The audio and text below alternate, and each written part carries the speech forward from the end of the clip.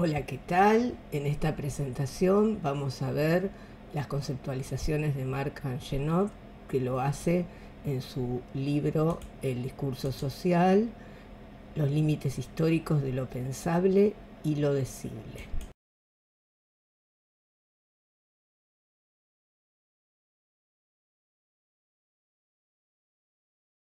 Angenot define el discurso social como toda expresión escrita u oral en sociedad, ¿no?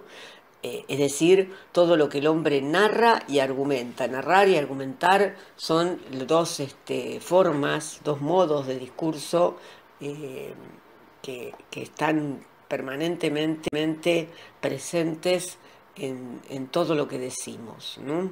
Eh, o mejor, también para definir el discurso social, eh, de otra manera sería hablar de sistemas genéricos. Él habla de sistemas genéricos que organizan lo decible, lo narrable, lo opinable.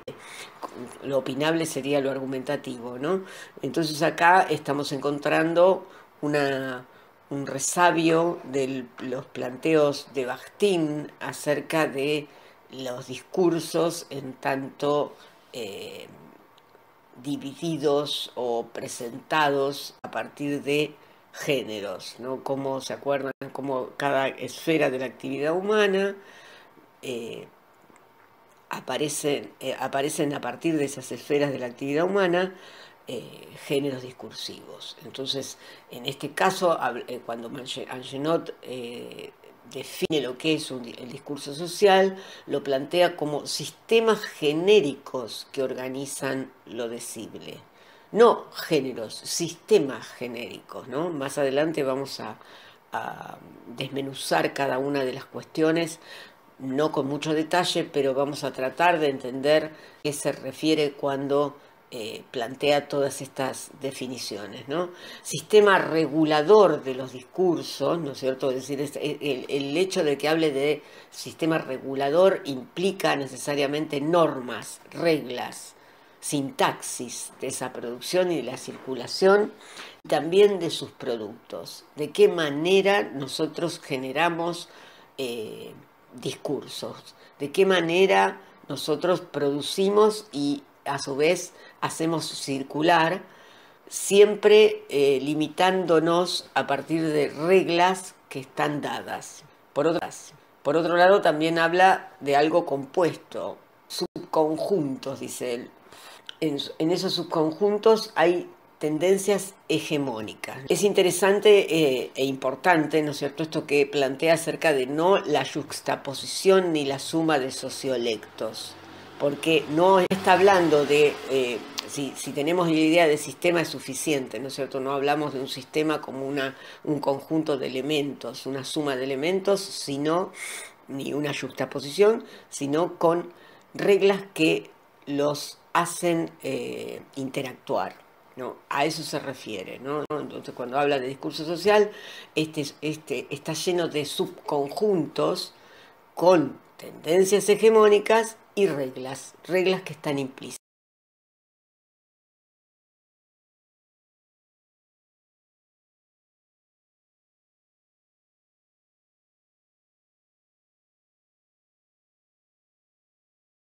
Cuando Angenot se propone estudiar un corpus, habla de un objeto concreto, ¿no? En el caso de su texto, ese corpus se limita a todo lo impreso en francés en 1889, es decir, cumplirse 100 años de la Revolución Francesa. Hace un corte sincrónico arbitrario para poder lograr un marco teórico que le dé consistencia a su noción de discurso social. Entonces, esta idea de discurso social, para poder plantearlo como, como discurso social, propone no ver los discursos en campos autónomos aislados. Y ahí está una diferencia importante con lo que propone Bourdieu, ¿no? Bourdieu habla de campos autónomos, el campo del periodismo, el campo de la literatura, diferencia esos del discurso científico, diferencia esos campos. Para Genot eso no, no es coherente, no sería una coherencia dentro de su teoría, porque él habla justamente de estos subconjuntos cuyas reglas interactúan, ¿no es cierto? Entonces, ya no hay una diferenciación en campos, sino una totalidad. Cuando se habla de discurso social es todo lo decible, de ahí que todo lo decible en una sociedad quiere decir que todo tiene un todo, desde lo que en el discurso de la literatura aparece en un momento dado, tiene su relación con la manera en que se conversa y con la manera en que se escribe el periodismo, y la manera en cómo redactamos mensajes, etcétera, etcétera, ¿no es cierto? Siempre hay una, una totalidad, digamos que desde la que no podemos deslindar cada discurso. Entonces, hablar de discurso social es abordar discursos como hechos históricos, ¿no es cierto? Esta idea de que son hechos sociales. Lo que se dice en una sociedad implica que son hechos que funcionan más allá del individuo, ¿no es cierto? Y más allá de las conciencias individuales. ¿M? ¿M? Y justamente la potencia de esos discursos tiene que ver con el hecho de que se impongan.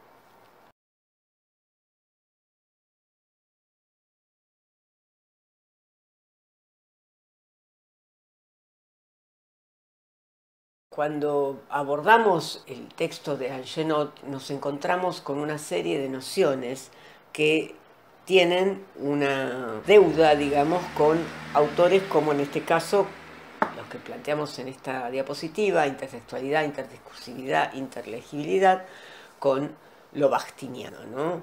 Entonces hay una función importante de aquello que en Bakhtin se plantea desde lo dialógico, de cómo los enunciados se pronuncian a partir de una cuestión permeable, son eslabones de cadenas dialógicas. ¿Se acuerdan que Bakhtin hablaba de eslabones de cadenas dialógicas con ecos y recuerdos, ¿no es cierto?, penetrados por visiones del mundo, por teorías, por tendencias de una época? Entonces, en este caso, pensamos en la intersexualidad. Intertextualidad, siempre que hablamos de intertexto, estamos hablando de este diálogo entre textos, ¿no? Y en esa intertextualidad hay una circulación y transformación de ideologemas. Cuando decimos que los ideologemas son unidades significantes con aceptabilidad difusa en una doxa dada, queremos decir que hay una circulación de ideas planteadas en los discursos significativas, sin cuestionarse la verdad de esos enunciados, ¿no? Por eso él habla en una doxa dada. ¿Qué es la doxa? La doxa es lo contrario de lo verdadero, o lo que plantea el sentido común, ¿no? Lo contrario de lo verdadero, digo, en el sentido platónico. Platón oponía la doxa al episteme, ¿no? Episteme era el saber de lo inteligible, ¿no es cierto?, lo que se podía probar, lo verdadero, mientras que la doxa sería la opinión, lo que pertenece al mundo sensible. Entonces, cuando hablamos de la doxa, hablamos de un conjunto de enunciados que se aceptan como verdades sin discusión, que se instalan, que se cristalizan en una sociedad en un momento dado. Después vamos a dar algunos ejemplos cuando tomemos los componentes del hecho hegemónico, del discurso hegemónico, o de la hegemonía discursiva, mejor dicho. Y acá aparecen dos, bien, con reminiscencias bakhtinianas, que es el de heteroglosia y heterología, ¿no es cierto? Es decir, cómo hay una diferenciación interna y una estratificación de lo que parece plano en los discursos. Cuando pensamos en la heteroglosia estamos hablando de esa fuerza centrífuga totalmente opuesta a la centrípeta que que es una tendencia a una idea homogeneizadora de la expresión, ¿sí? Bien. Por otro lado, subrayar esto de la interlegibilidad, ¿no? Cuando Angenot plantea lo de interlegibilidad, lo plantea también junto con la idea de la alegoresis, ¿no? Mientras la alegoresis es la sobreimpresión de unos textos a la lectura de un texto dado, ¿m? Es decir, cuando se proyecta textos de toda una red sobre un texto o autor hechizado, lo que él llama alegoresis en Genet se plantea como palincestos, ¿no? La lectura, la alegoría vista como a la lectura de un texto dado, se le superponen otros textos que ocupan la memoria, ¿no? Entonces, cómo aparece esta manera de enfrentar textos, y por eso plantea, cuando hay una sobreimpresión, ¿no es cierto? Y por eso plantea lo de la interlegibilidad, ¿no? Que la interlegibilidad dice que él dice que asegura una entropía hermenéutica que hace leer textos de una época, pero con determinados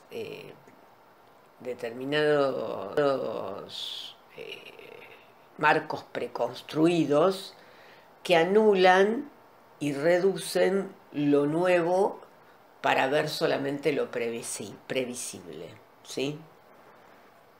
Donde un marco preconstruido dice que desdibuja lo que se presta a una lectura diferente.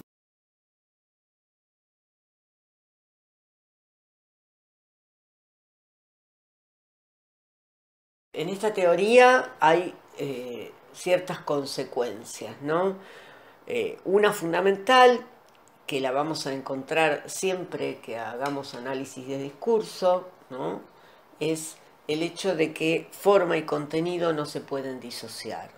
Es decir, no hay un discurso social que está unido a formas, ¿no es cierto? Ideas y formas de hablar, y no podemos separarlos. No da lo mismo, no hay sinonimia en ese sentido, ¿no? La forma del enunciado es la realización parcial del mensaje, entonces lo que quiere decir el enunciado.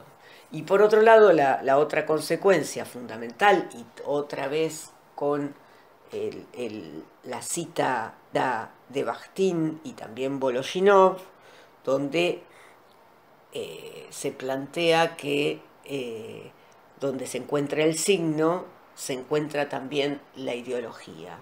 Todo lenguaje es ideológico. ¿Por qué? Porque todo lenguaje lleva marcas de conocer, lleva las maneras de representar el mundo, y esas maneras de representar el mundo no son universales, ¿no? Siempre implican una apuesta social, ¿no? Y a su vez tienen una jerarquía, están posicionados en la economía de los discursos sociales. Todo lo que se dice realiza o altera modelos. La masa de discursos va a engendrar lo que Angenot llama un decible global. Bueno, en el ejemplo que tienen en la diapositiva, murió el expresidente de facto Roberto Viola, que corresponde al 1 de octubre de 1994 del diario El Día, y murió el ex dictador y asesino Roberto Viola, que corresponde al mismo día del diario Página 12. Vemos dos enunciados sobre un mismo hecho donde hay una evidente, una explícita muestra de la manera en que se pueden nombrar en este caso situaciones y actores sociales. En el caso del diario El Día, digamos, lo explícito que tiene que ver con lo ideológico es hablar de expresidente de facto, ¿no? No es lo mismo que hablar de ex dictador, no hay sinonimia. Igual que con dictadura o gobierno militar o presidencia de facto, ¿no? Y además, página 12 va más allá al ponerle un atributo, ¿no es cierto? Ex dictador y asesino. Roberto Viola. Más allá de que de toda lo que cuenta, todo lo que cuenta, digamos, en nuestro análisis de discurso, aporta también desde la gráfica, la tipografía y las fotografías. Mientras en la fotografía del diario El Día, Viola aparece vestido de saco y corbata, en la fotografía de página 12 aparece vestido de militar y a su vez un epígrafe dice: la puta que lo parió dijo cuando lo condenó la Cámara Federal.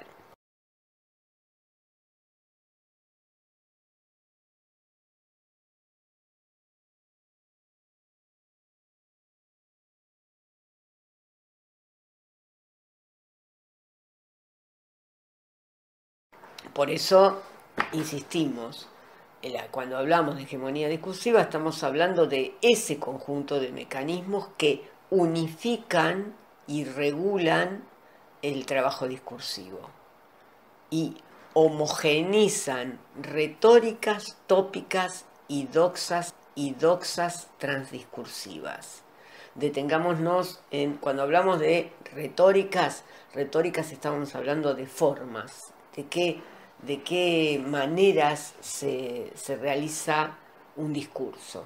Si yo tengo que hacer un discurso político, yo tengo forma. La retórica me va del momento de hacer discursos políticos, que viene desde lo aristotélico, me plantea que tengo que empezar por lo que se llama la captatio benevolentia, que puede ir desde el saludo, compañeros y compañeras, amigos y amigas de la patria, hermanos y hermanas de la patria, ¿no? Eso forma parte de una retórica del discurso político, que es el saludo y el mencionar al otro a partir de un vocativo con el cual lo identifico y le doy y establezco vínculo, establezco esa relación desde una cercanía o lejanía que tiene que ver con lo ideológico, en este caso con lo que tiene que ver con una vinculación política, ¿no? Las tópicas. Cuando hablamos de tópico, la idea de topos, topoi, viene del griego, ¿no es cierto? Y Aristóteles lo había planteado para cuando analiza las formas argumentativas, ¿no es cierto?, de los discursos, como los lugares comunes, es decir, aquellos a los que hay que recurrir para darle más efecto al discurso. En un discurso político, un topos que siempre aparece, un topos que siempre aparece es el lugar común de decir ayer, hoy. Ayer es que existían esto, hoy nosotros hemos mejorado de tal manera tal cuestión. Lo posible, lo imposible. Esos son los topoi aristotélicos, ¿no? Los tópicos.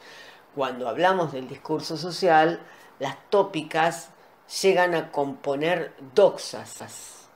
¿Esto qué significa? La tópica, un conjunto de topos, de lugares comunes que tienen que ver con temáticas y maneras de plantear las temáticas que se repiten y se cristalizan, conforman opinión común de un sector, la doxa. Por ejemplo, desde el lugar común del conservador, las tradiciones son intocables. Antes se educaba. La juventud de hoy está perdida. Son topoi, perdón, con el plural sería topoi, topos es el singular, lugares comunes que se dicen acerca del joven, acerca de la educación, acerca de la manera de pensar sobre las cosas que se dan desde siempre y que nunca cambian, ¿no? Que hacen a una doxa de un conservador, ¿m? O conservadora. Entonces, por supuesto que las doxas pueden corresponder a tienen distintas jerarquías. Hay una doxa de periodistas, hay una doxa de los docentes universitarios, hay una doxa de las maestras de primaria, hay una doxa de cualquier grupo profesional, digamos cualquier grupo que trabaja con el discurso tiene, tiene su propia doxa, distintos estratos. No es algo simple, no es algo que puedo generalizar. Siempre surgen a partir de actividades discursivas de una comunidad dada. Entonces, en esas doxas aparecen lugares comunes. Cuando hablo de comunes son los lugares trillados, los lugares que se repiten y las frases que se repiten, los políticos son todos corruptos, la juventud está perdida. Los refranes son ejemplos, porque son argumentativas los lugares comunes, son, y lo que compone una doxa, ¿no? Son lugares argumentativos que muchas veces no pueden oponerse en la misma línea argumental de legalización del aborto, ¿no? Cuando alguien empieza, yo defiendo la vida, no puedo ir con lo opuesto y decirle yo no. ¿No es cierto? ¿Por qué? Porque es todo un lugar común de quien está en contra de la legalización del aborto. Porque hubo una apropiación de ese enunciado y una ubicación en un lugar de que ir en contra del aborto implica defender la vida, que no es verdad, ni mucho menos, ¿no es cierto? Y lo podemos argumentar de distintos lugares. Pero en esa apropiación difundida se cristaliza, digamos, y se repite el discurso, ¿no? Aparece, entonces ese es un lugar común de quienes están en contra de, ahí tenemos un topos que implica la opinión común acerca de lo que es defender la vida, ¿no? De qué vida, cuando de esa vida se defiende la vida. Pensemos esto comparado con quienes quieren romper la cuarentena y no a riesgo, digamos, del contagio y de la muerte. Ahí podríamos oponer, eso no hay un discurso que diga yo defiendo la vida. No, no. ¿Cómo se generan, esto por ahí la comparación es un poco forzada, pero cómo se generan enunciados que se van, quienes comparten, digamos, de ideología, se apropian y en la repetición y en la seguridad de las frases cuando se cristalizan, se genera todo un marco que da argumentos. Por otro lado, entonces, la hegemonía discursiva tiene reglas canónicas de los géneros discursivos. De los géneros discursivos, de cómo hablar, de las normas que hay, lo que es el lenguaje correcto, cuál es el lenguaje correcto, de qué manera se puede decir esto y de qué manera se puede decir esto otro. ¿Qué es lo que se acepta para narrar, qué es lo que se acepta para argumentar, qué es lo que se acepta para lo que tiene que ver con los conceptos, los conocimientos discursivos, y cuáles son los temas que se imponen en esos discursos. Por eso, cuando veamos los elementos, va a discriminar, entre otras cosas, las temáticas, porque las temáticas implican visiones de mundo, y a su vez esas temáticas no es solamente temática, es temática que viene dicha de una manera dada, que es aceptada si se cuenta de tal manera y no de otra, en cada grupo social, obviamente, ¿no? Por otro lado, la hegemonía discursiva, dice acá, impone dogmas, fetiches y tabúes. Fundamentalmente estos elementos los vamos a desarrollar, enseñemos los componentes de la hegemonía discursiva. La hegemonía discursiva también es instrumento de control social e instituye la jerarquía de las legitimidades sobre un fondo de relativa homogeneidad. Es decir, lo legítimo aparece como algo, como si no hubiera resistencias. Por eso es la jerarquía de las legitimidades, de aquello que es legítimo, aparentemente es homogéneo.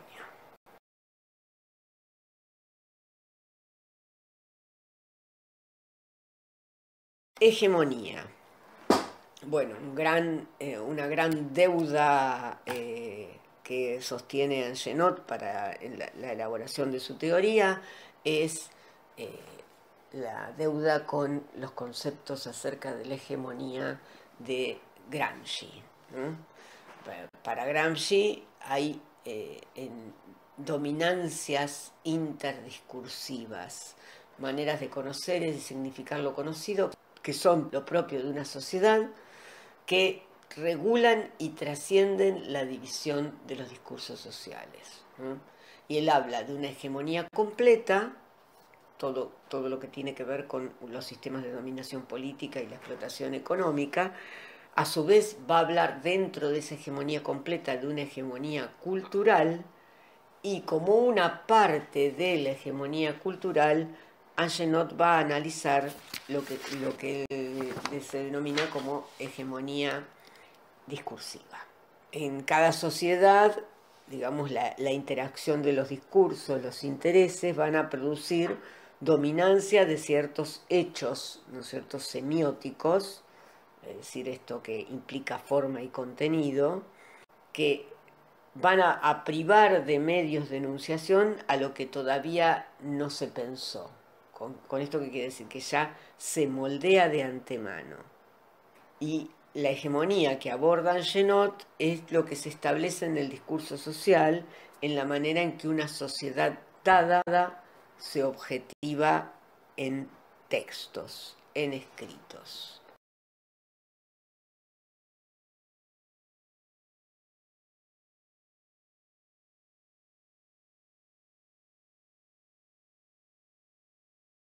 Bien, la hegemonía que se establece en el discurso social, en la manera en que una sociedad dada se objetiva en textos, es lo que llamamos hegemonía discursiva.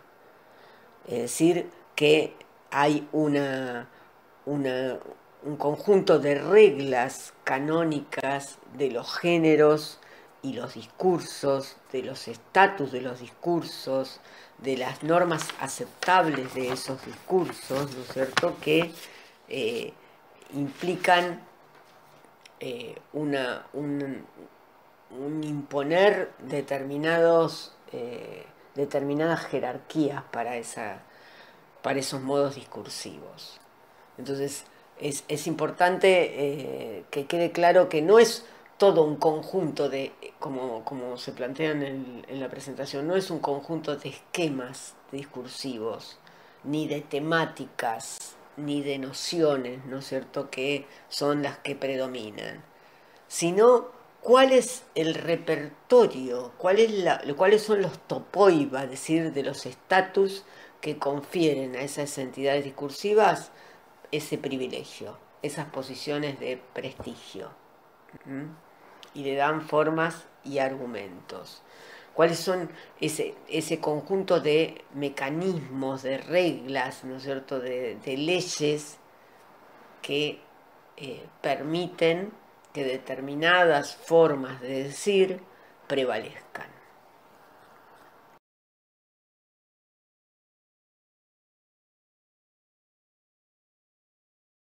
Acá es importante subrayar esta idea que está tanto en Angenot como en Bourdieu, que insisten los dos autores en decir que no corresponde hablar de hegemonía en relación a una ideología dominante, ¿no? Como si una clase dominante con determinada ideología pudiera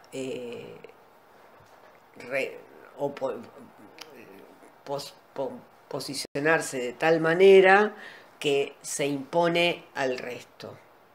No, estamos hablando de algo que es dialéctico, ¿no es cierto? Entonces, por eso se hace este juego de palabras en el texto de Angenot que dice no corresponde a una ideología dominante monolítica, sino a una dominancia en el juego de las ideologías. En ese juego intervienen intereses estructurales, tradiciones, posiciones adquiridas y defendidas, pereza, necesidades de adaptación a la doxa. Es decir, hay algo muy complejo. Yo generalmente tomo el ejemplo de lo que significó la ley de matrimonio igualitario en nuestro país. Si nosotros hubiéramos pensado en esta dominancia de una clase social, ¿tendríamos la ley de matrimonio igualitario? No, porque la clase dominante rechazó en su momento la ley de matrimonio igualitario. Entonces, este caso se dio por una imposición dada desde el gobierno, ¿no es cierto?, desde la lucha, desde lo estatal, por dar cuenta de una ley. Ahora, obviamente que la ley sin consenso muchas veces no es un riesgo, ¿no? En este caso se dio esa relación, ¿no? Desde vino impuesta y terminó aceptándose, más allá de que en el predominio del discurso la hegemonía discursiva de la calle, me atrevo a decir, sigue siendo homofóbica. Es decir, no hay una ley, no cambia mentalidades, ¿no es cierto? Hay autocensura, también con la hegemonía discursiva que se impone. Y démosle tiempo, pero esto es opinión, ¿no? No hay algo que haya modificado, no es que se modifique una manera de pensar, sí cuando cambia la hegemonía discursiva en este caso, se genera un aparente acuerdo, ¿no? y empiezan a circular discursos en moderación frente a determinados temas. Siempre cuento en esta situación cuando asumió Macri en el 2015, Página 12 sacó una contratapa que la escribía Giorgi, un crítico literario, ¿no? Un investigador literario, que contaba que un amigo de él había tomado un taxi y hablando de la asunción del presidente y demás, el taxista expresa, al fin voy a poder decir puto de mierda que me digan opositor. Es decir, ¿de qué era consciente este señor claramente homofóbico? De que había cambiado la hegemonía discursiva. Porque la hegemonía discursiva tiene que ver también con posiciones que se acercan al poder político, necesariamente, ¿no? Entonces, un cambio tan abrupto ideológico en ese momento, de un modelo ideológico a otro, eh, eh, implica que lo discursivo también va a tener un cambio abrupto. En este caso, él iba a poder decir puto de mierda sin que lo llamaran opositor, que eso es muy gracioso. No sos ni opositor ni nada, sos homofóbico, pero su manera de, su visión de mundo captó el cambio de hegemonía. Bien. Eh, por otro lado, también tiene que ver con lo mismo, no es propiedad de una clase, pero, pero ¿qué pasa? Quienes están mejor situados frente a un reconocimiento del discurso hegemónico, sacan provecho. Es más o menos lo mismo que planteaba Bourdieu cuando planteaba que en las leyes de formación de precio no estaban dadas, establecidas por una clase social dominante, pero generalmente lo que acuerda con un poder económico y político, ¿no es cierto?, tiene una cercanía, un lugar de mayor acceso, de mejor acceso a esa formación de precios, ¿no? De la misma manera no es propiedad de una clase, pero eh, el poder económico, por ejemplo, da lugar a estar cerca de esa dominación.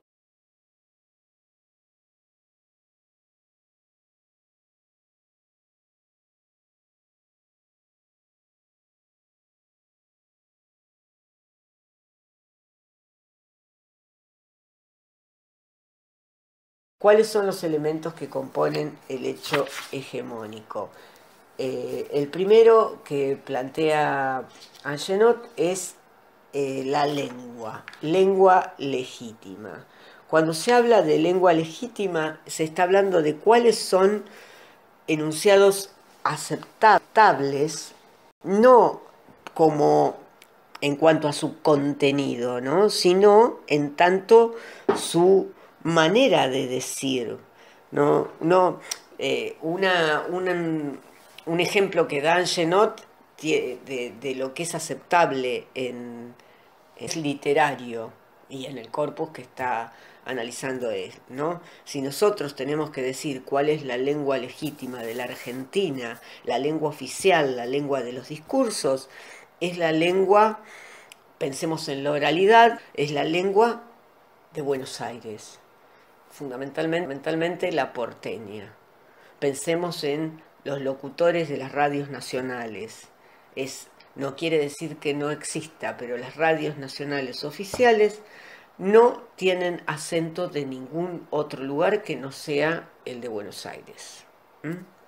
Entonces, la lengua legítima es, y además tiene que ver con la normativa. No se acepta un discurso eh, a partir de un enunciador que no pronuncie las eses. No es lo legítimo. No quiere, no quiere decir que esté mal o esté bien. Es qué es lo oficial, qué es lo que se impone. Si a partir de la lengua legítima entran cuestiones no de qué se dice, sino de cómo se dice. ¿No? Tengo que pensar más en el cómo.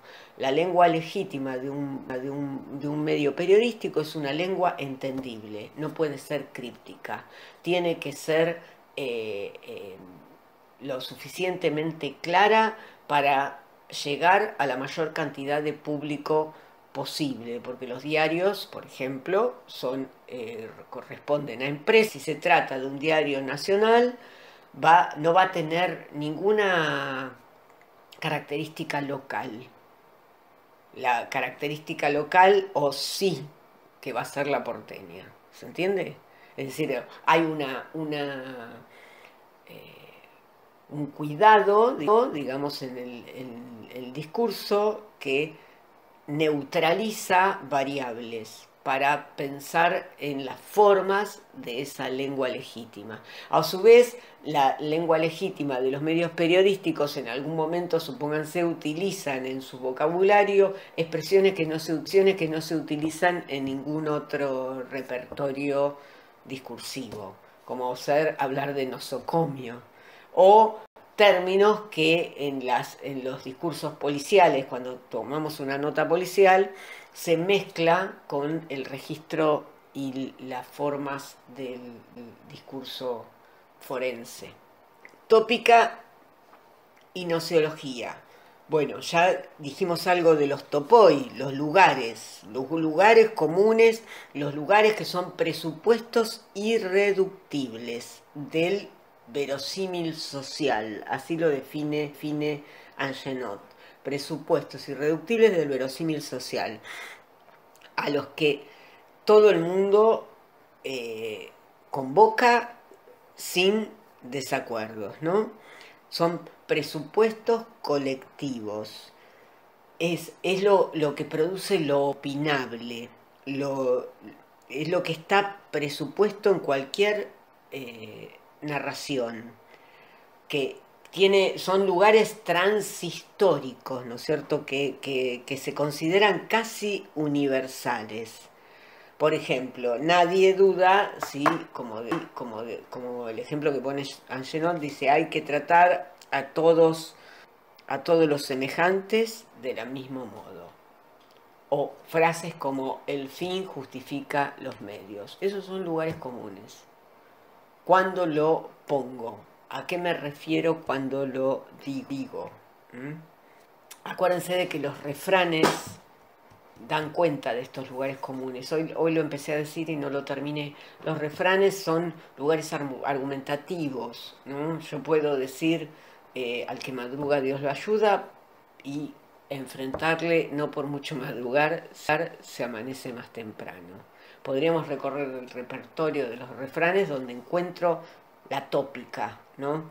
Y la tópica es lo que me conviene en cada momento, ¿no? Juventud, divino tesoro, ¿no? O la juventud está perdida. Juventud era la de antes. No sé, acá puedo armar una tópica que tiene que ver con posiciones ideológicas siempre, ¿no? Por eso son un conjunto, digamos, de estos topoi, como decíamos, da cuenta de una doxa. Y la doxa es una preconstrucción argumentativa donde aparece lo probable. Según Angenot, es lo que se cae de maduro, lo que se predica a los conversos, es decir, lo obvio. Hay distintas, como decíamos hoy, hay distintas doxas, ¿no? Distintas jerarquías en las doxas. Y por otro lado, dijimos tópica y nociología. Por otro lado, la nociología. ¿Qué es la nociología? Lo que tiene que ver como un componente de hecho hegemónico. Cuando hablamos de nociología, sería el conjunto de reglas que determinan la función cognitiva de los discursos, que modelan los discursos como operaciones cognitivas, dice Angenot, ¿no? Es decir, de qué manera el mundo puede ser esquematizado a partir de lo lingüístico, a partir de lo verbal. La nociología es indisociable de la tópica. ¿Por qué? Porque yo, cuando pienso en cuál es la nociología dominante, estoy pensando en cuáles son las dominantes, estoy pensando en cuáles son las bases de conocimiento de lo cognitivo que permiten comprender discurso de la prensa, de los procedimientos científicos, de la literatura, ¿no? Es todo lo que tiene que ver con el conocimiento. Esta, como componente del hecho hegemónico, va a modelar esas operaciones cognitivas. Él pone el ejemplo del siglo XIX. ¿Cuáles son las estructuras mentales que había en el siglo XIX? Lo positivista, lo experimental, lo que tenía que ver con lo evolucionista, lo analítico, ¿no? cómo estaba marcado todo el conocimiento, lo que regía el conocimiento, la verdad estaba puesta en la ciencia. Otro componente, lo que se llama fetiches y tabúes, ¿no? En el discurso social tenemos la presencia, dice, de lo intocable. Esos serían los fetiches y tabúes, lo que de alguna manera no se toca. Cuando hablamos de fetiche, podríamos hablar de no se toca porque es sagrado, por ciencia. Cuando hablamos de tabú, estamos hablando del sexo, de la locura, de la perversión, por ejemplo, ¿no?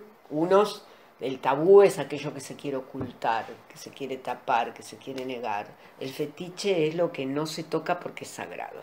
Hay que analizarlos, ¿no? Porque están representados en el discurso social y son producidos por él. Egocentrismo, etnocentrismo. La hegemonía puede verse como una norma pragmática que pone en su centro un enunciador legítimo, dice Genot. ¿Esto qué significa? Que el enunciador legítimo, cuando hablamos de enunciador legítimo, es aquel que, según Bourdieu, es el que tiene capital simbólico, el que puede decir determinadas cosas.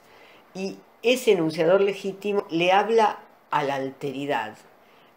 Ese destinatario, esa alteridad, está implícito y lo legitima porque él habla en su nombre, ¿no? Habla fiscalizando, con derecho a fiscalizar a los que no tienen, de los que no tienen la palabra, ¿no? Los locos, los criminales, los niños, las mujeres, los campesinos, los salvajes, etc. Todo lo marginal. Entonces, la hegemonía es un egocentrismo en ese sentido y un etnocentrismo también. Engendra un yo y al engendrar ese yo que habla, también engendra un nosotros, que es el que tiene el derecho a la ciudadanía, que es el que puede generar una empresa, como dicen Genot, xenófoba. Puede ser clasista, sexista, racista, ¿no? Y es el sujeto que juzga y clasifica. Ese sujeto es el que va a dar cuenta de una identificación con su receptor. ¿De qué manera ver este egocentrismo en los medios? Bueno, el yo que habla en el diario La Nación tiene determinadas características. ¿Cuáles son? Y es legalista, defiende las instituciones, está en contra de la cuarentena o no, no sé, defiende la economía por sobre la vida, o defiende la vida por sobre la economía, no sé, todas las características de acuerdo con las temáticas que voy abordando, puedo caracterizar un yo que a su vez es el autorizado por un receptor implícito. Lo egocéntrico y etnocéntrico está presente en cada discurso como parte de ese enunciador, como propio de ese enunciador legítimo, ¿no? Cuando hablamos de etnocentrismo, bueno, en el ejemplo de Algenot es el paricentrismo, para nosotros sería el porteñocentrismo, ¿no? Hablo desde lo local. Es interesante ver lo que se planteó con los pueblos originarios en los medios, aún hasta el más progresista del caso de los medios nacionales que tomamos, página 12, habla de pueblo originario, pero no hay diferenciación. Entonces la diferenciación de quiénes son los Pom, quiénes son los mapuches, quiénes son los tehuelches, empiezan cuando hay conflicto. Eso es etnocéntrico. Temáticas y visión de mundo. Hay temas más apropiados y hay temas inapropiados. Por lo tanto, haber temáticas que merecen ser tenidas en cuenta, que merecen ser debatidas. Entonces, hay problemas que están preconstruidos, hay intereses, hay objetos de los que se habla y que se constituyen como temáticas con maneras de hablar, ¿no? Que eso ya correspondería a lo pensamos desde la lengua, ¿no? De qué manera se hablan de esas temáticas, ¿no? Pero no, a veces es un poco, a veces no, lo planteamos del comienzo, forma y contenido es inseparable, ¿no es cierto? Entonces determinados temas se tratan de determinada manera. Y a su vez estas temáticas, el recorte, porque yo puedo tomar un hecho y decir, bueno, el tema que aparece en estos medios es la cuarentena. Ahora, esa cuarentena es el gran tema, el macro tema. ¿Cómo está enfocada? ¿Qué recorto de ese tema? Y ahí aparece un subtema. Entonces, en ese recorte aparece la visión de mundo.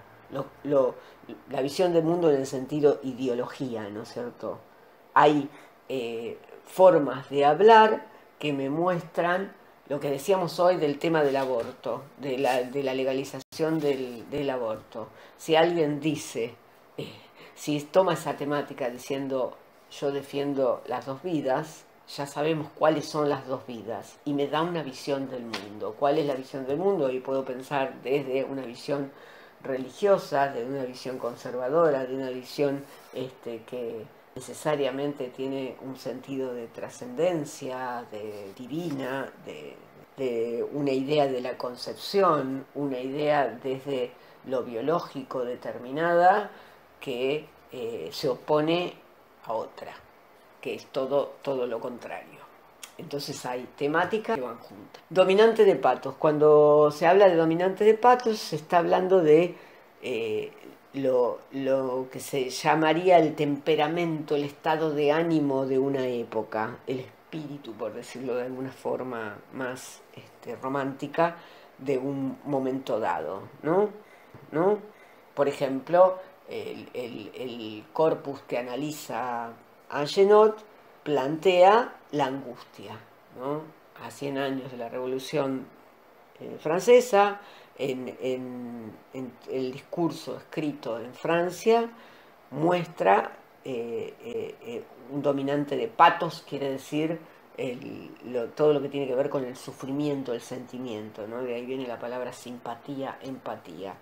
Y por último, el sistema topológico. El sistema topológico tiene que ver con la división de las tareas discursivas, es decir, de qué manera los discursos específicos se dividen, se subdividen, aparecen géneros, subgéneros, estilos y también ideologías, ¿no? Y se reagrupan en regiones o en campos. Entonces yo puedo hablar y en dispositivos y con sus propios ideologemas, con sus tópicos comunes, ¿no? Yo puedo hablar de un discurso literario, un discurso epistemológico, un discurso periodístico, un discurso, ¿no es cierto? ¿De qué manera se da ese sistema topológico?